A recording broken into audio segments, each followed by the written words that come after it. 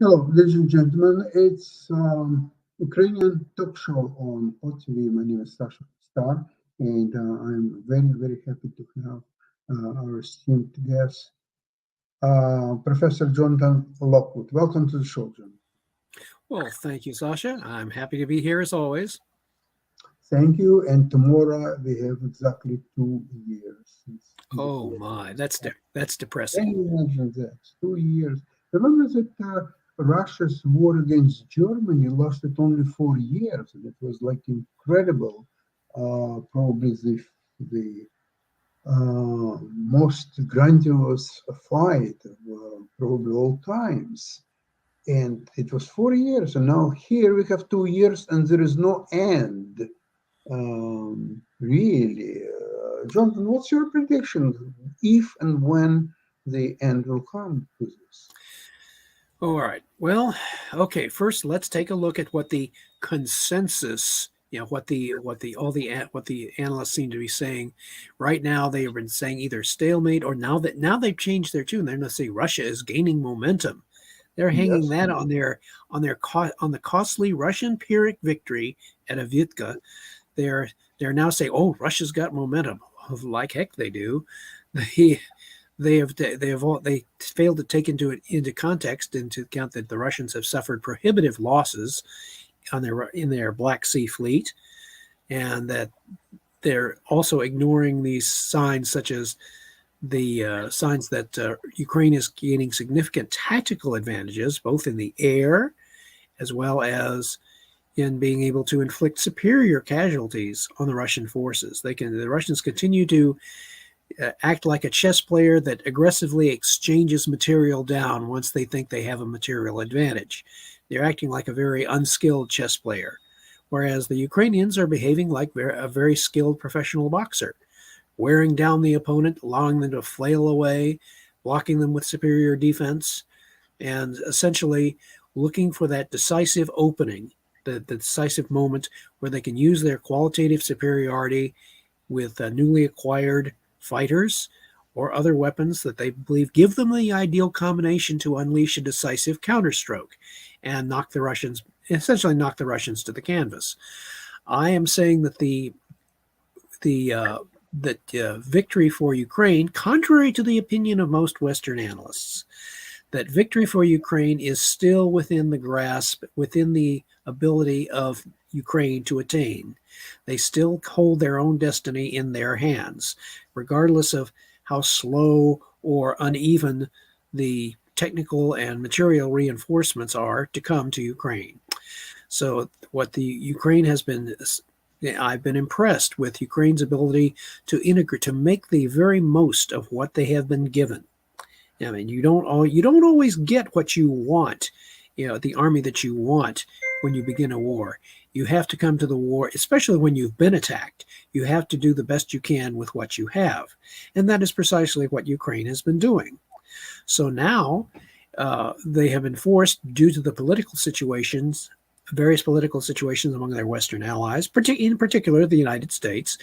They have to say, okay, we're not going to get the decisive batch of weaponry that we've been asking for at the time we want it.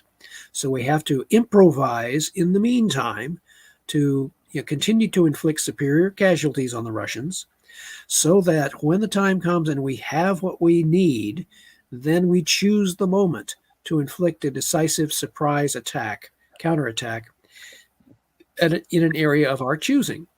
And right now, it would seem to be, I still assert that severing the link between Crimea and Russia is the decisive weak point. That is where Ukraine will be able to attain a decisive operational victory that will visibly, and then I emphasize visibly, inflict defeat. On doing so, trying to inflict a decisive counterattack on the eastern portion of Ukraine against Russian forces there, that would be a logical follow-on. But first, what they need to do is consolidate their rear areas by severing control of Crimea from Russia. And by reoccupying that, then the Ukrainians will be able to, along with having nullified Russian Black Sea Fleet, they will have a much more secure rear area. They will be better able to concentrate their remaining forces for a decisive counterstroke as they gain qualitative superiority in the air, which I predict is going to happen as the F-16s become fully integrated.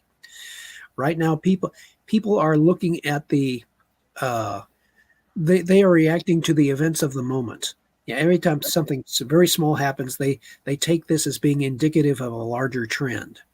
One analyst recently pointed out that just because a nation has embarked on an aggressive war, that doesn't mean that they're going to be victorious.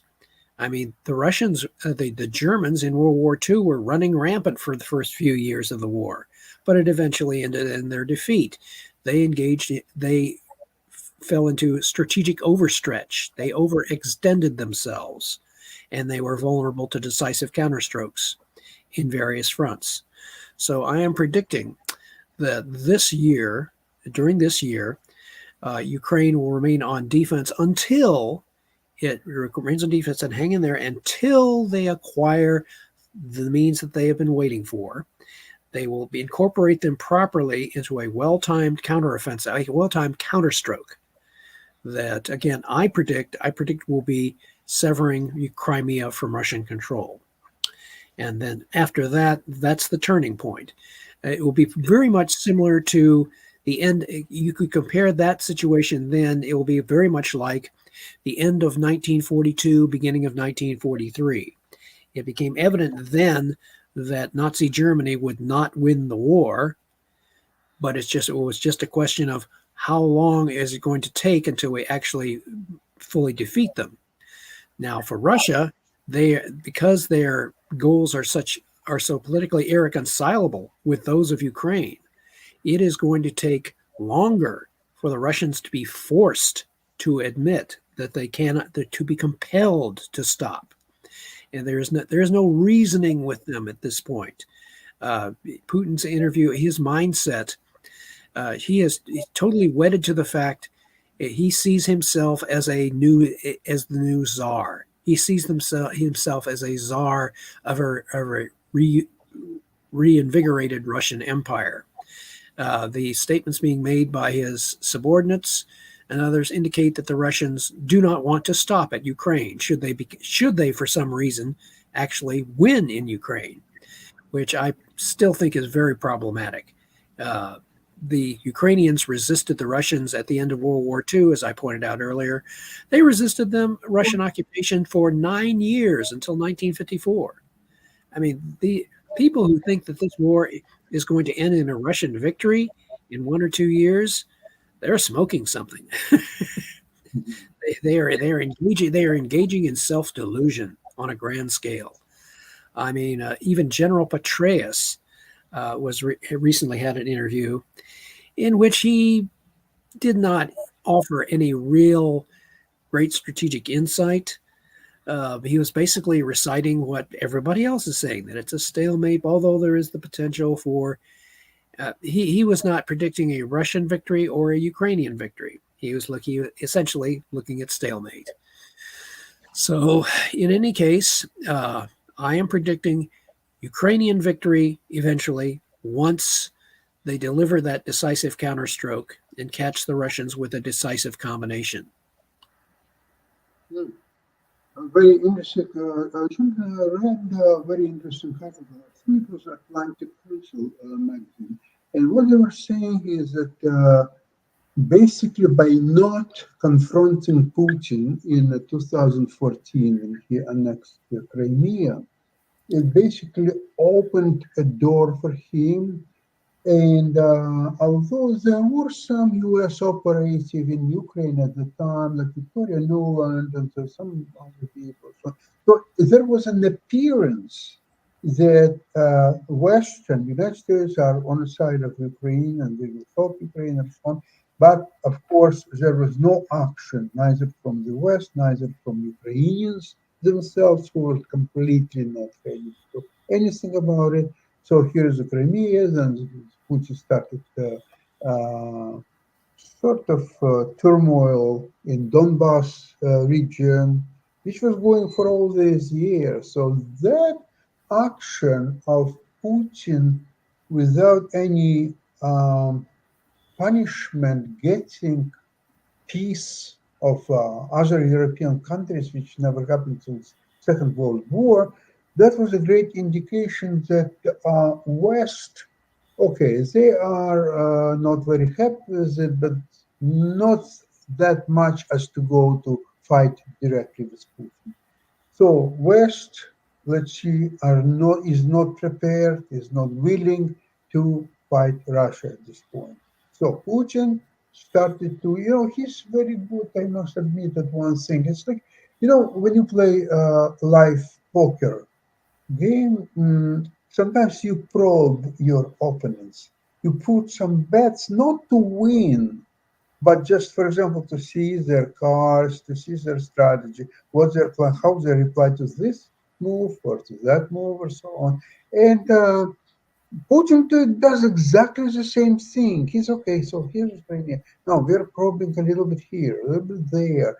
Now, okay, we'll start so-called the limited war operation and he changed several times. First, it was liberate our brothers and sisters. Then they were not very good brothers and sisters. They're fighting like hell. So now he wants to denazify their brothers and sisters. And he was His little brother just kicked him in the unmentionables.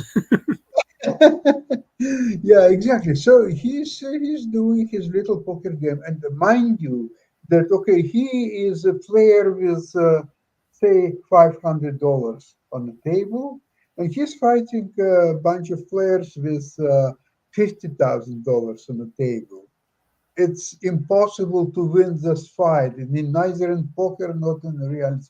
However, he went as far as get 400,000 Russians killed. And this is what Zaluzhny said prior to his dismissal. Let's put it this way. He said that my mistake was that I could never imagine that Russia will go as far as to let their 400,000 people and officers, generals, Mhm. be killed. He just couldn't believe that because we know how Zaluzhny was very careful about saving lives of the Ukrainian fighters. And that was his priority number one. And here, Putin, okay, here's another battalion, there was even in Avdiivka in the last few days of fighting, there was never a day that less than 1,000 Russians were killed. There was never even a single day.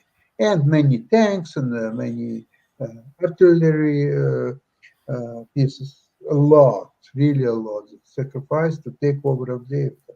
That's that's really strange. That's kind of very unusual a doctrine of fighting, which would be unacceptable to the West or any other nation, I would say. So right now, the situation, of course, is difficult for Ukraine because what's the most important thing is it's not so much the money what they need. They need ammunition. They need and the weapons. But ammunition even more important because they have some weapons like artillery pieces that cannot fight without ammunition. And So you notice that a number of the Western European nations have realized this, and that the various forms of aid are coming in the form of ammunition, albeit for different types of weapons. So Ukraine, being on the defensive, strategic defensive at the moment, has to conserve what they have, and Kazan says, okay, we've got this much. We're going to get sources from other nations, and basically they have to be economize at the moment, stay on defense. Like that boxer analogy I told you, lean up against the ropes, take the punches, deflect them, allow the enemy to wear himself out. And yeah, so basically that's all what they have to discipline themselves to not unleash a counterattack out of desperation, but out of a well-timed consideration that will throw the enemy off balance. and be able to inflict a visible and decisive operational defeat. It doesn't have to be. It doesn't just have to inflict casualties, but it has to be a politically visible defeat, one that the Russians will not be able to explain away, or say, "Oh, well, we really meant to lose control of Crimea." After all of this, no, they need to be defeated decisively and in a visible manner. Jonathan, so exactly what you suggested. Zaluzhny did exactly this. He was very, very careful about expanding Ukrainian attacks, and because he was really mindful of high rate casualties that Ukrainians would suffer. And it seems to me that now that General Sirsky is in charge, he's continued to use this strategy, more or less. It seems to me, that he preferred Sirsky because to Zelensky he looks more like a team player than Zaluzhny, because Zaluzhny was just that's quite logical for a political leader. I mean, yeah. after all, in World War II, you had some very strong personalities. Patton, MacArthur, and Eisenhower had to deal with both personalities. So, Mhm. I mean, so it's and Truman had to deal with MacArthur during the Korean War. He eventually had to fire MacArthur because MacArthur seemed to be, shall we say, getting a little bit too full of himself. So we can't be certain of if there was some chemistry problem between Zaluzhny and Zelensky, but I would say that right now Zelensky has, in a recent speech, said that we have some surprises for Russia. We will have some surprises for Russia in 2024. Well, I'm taking him at his word. Yeah, you can basically say, okay, he's letting the Russians know, says you're not going to have it all your own way during 2024. We have some cards you haven't seen yet. You know, if you're using the poker analogy, wait till you see what we have. Wait till you see our whole cards. Oh, surprise, surprise! Look what we have. So this is something where I still am. My wife refers to me as a relentless optimist. So I still say, okay, you all can talk about, you all can talk doom and gloom for Ukraine all you want, but as Yogi Berra, a baseball manager, once said, it ain't over until it's over.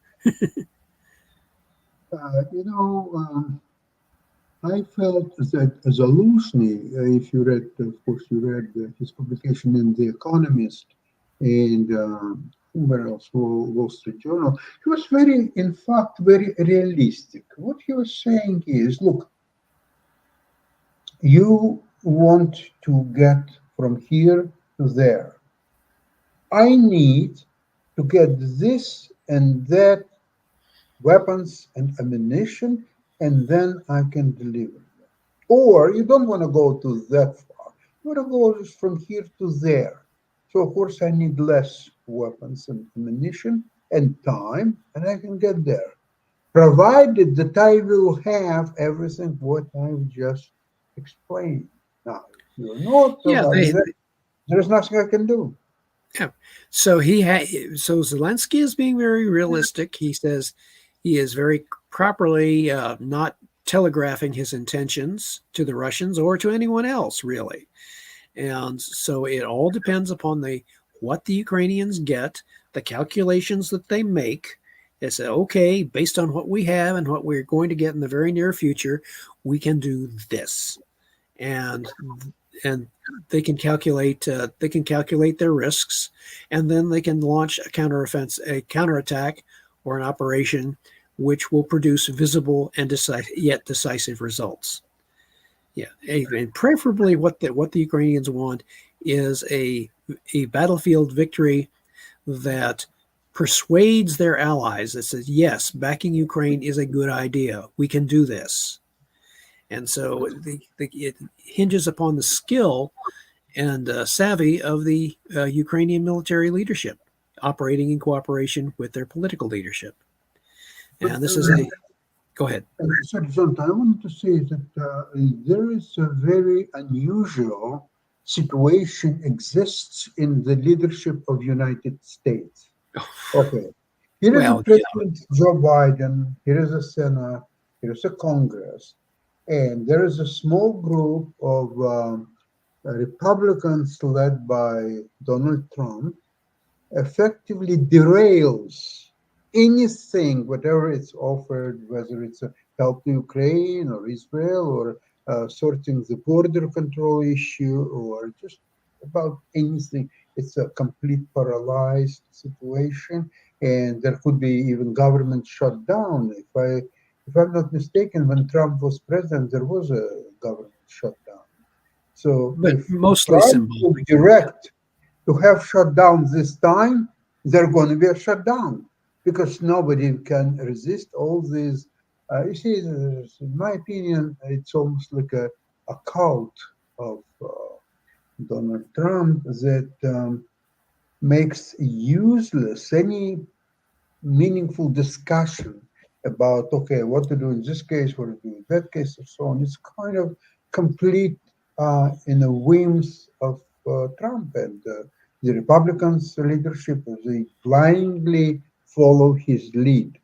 So the whole issue, how it's applicable to Ukrainian cause, it's very difficult to figure out which way it will do, and that's why, at least for the time being, I'm quite pessimistic about the future U.S. help to Ukraine.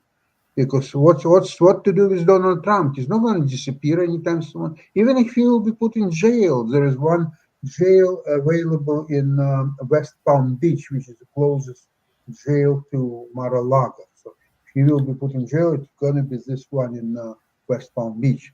But it doesn't solve the problems. He's still going to be very influential, even from jail, and he will run the Senate until he will be soundly defeated, if that's the case. Who knows?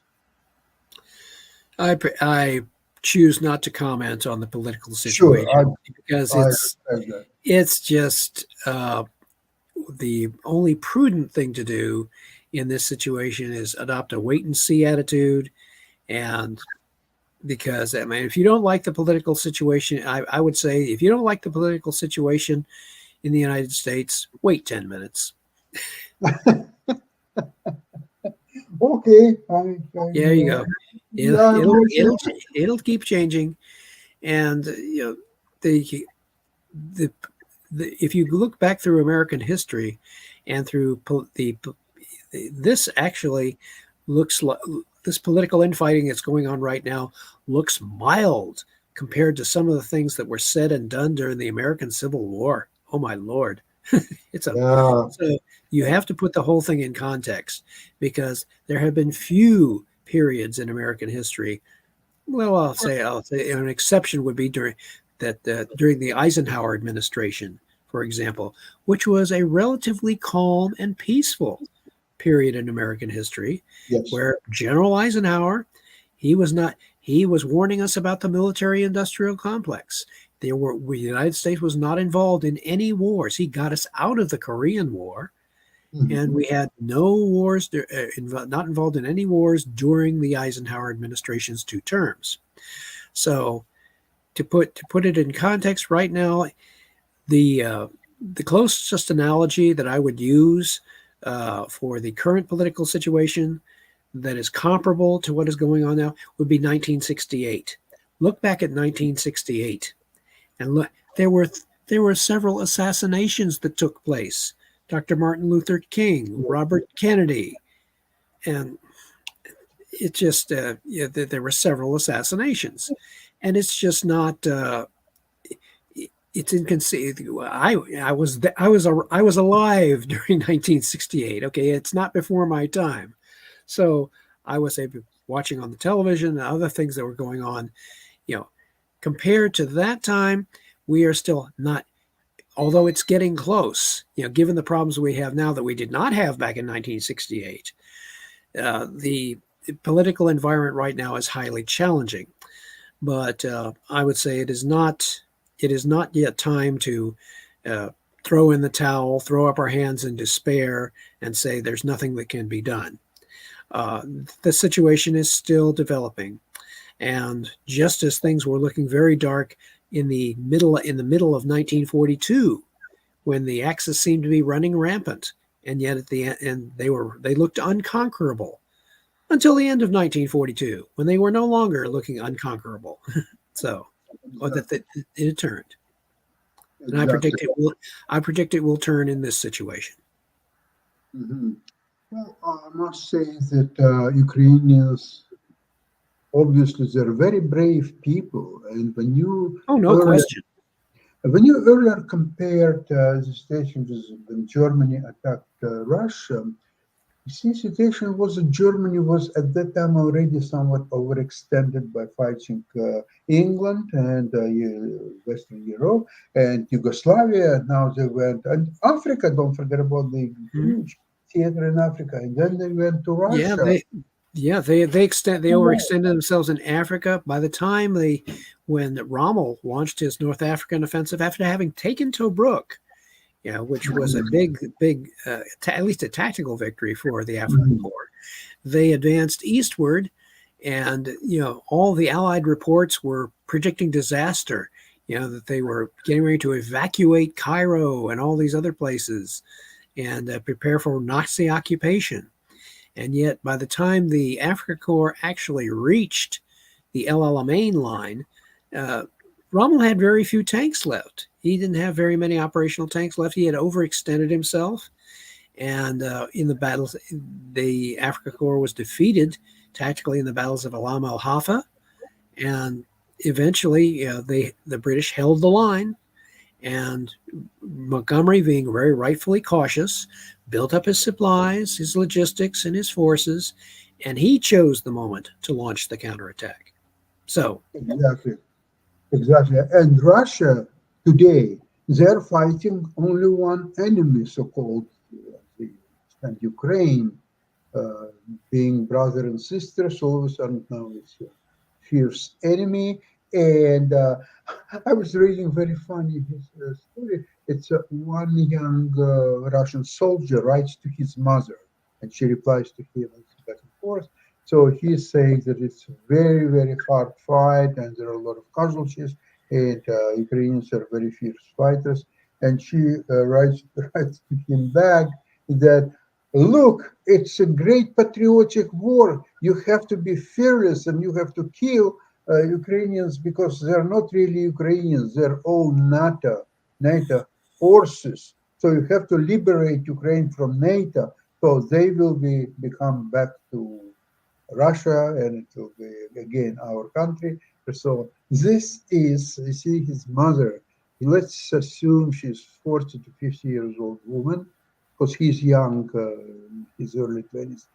And look at her thinking and how she understands the present situation. And unfortunately, there are millions and millions of Russians who speak the same type of idioms. And by the way, I read yesterday a very interesting news that in Canada, somebody in violation of Canadian policies, international policies, broadcast Russian propaganda channels to make it available to Canadians who, not only Canadians, by the way, US as well, and also they have reaching Israel. So anywhere, whatever is Russian population, Russian speaking population, they are disseminating this hateful propaganda. And right now, the Canadian security forces start closing procedures against